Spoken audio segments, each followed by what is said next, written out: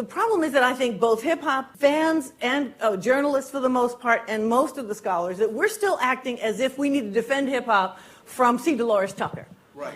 Or like, who's the man of Calvin Butts, who rolled it over with a steamroller? I'm like, they've been beaten to a pulp. There's no respectability politics from the black middle class involved anymore. It's corporate America that we have not said a mumbling word about, who is determining the content at a level C. Dolores Tucker couldn't imagine ever controlling. And yet we're acting like they're the ones, some sort of church lady is like breathing down our neck. I'm like, that's not what's happening. So I want us to wake it up a minute and really ask ourselves, can we push the field forward with a critical dialogue? So what this is, you will have to separate from people who don't want to be in a critical dialogue at that level.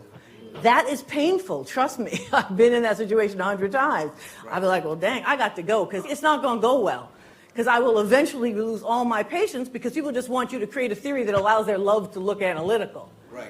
I'm like, no, it has to be that you're really trying to ask yourself, what are the moral and ethical questions about culture that you have, no matter the genre? And then say, well, how is this working out?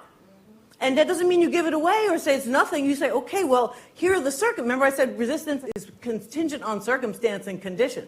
So then you say, well, look, these are the circumstances, and this is a mitigating factor, which is why I wouldn't blame the artist as the primary reason or blame the kids.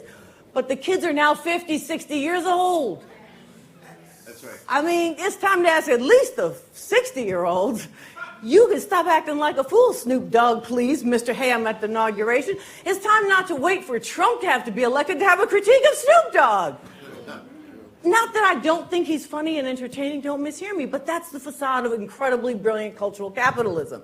It gives you yourself back with all of the values they have and none of the values that you have.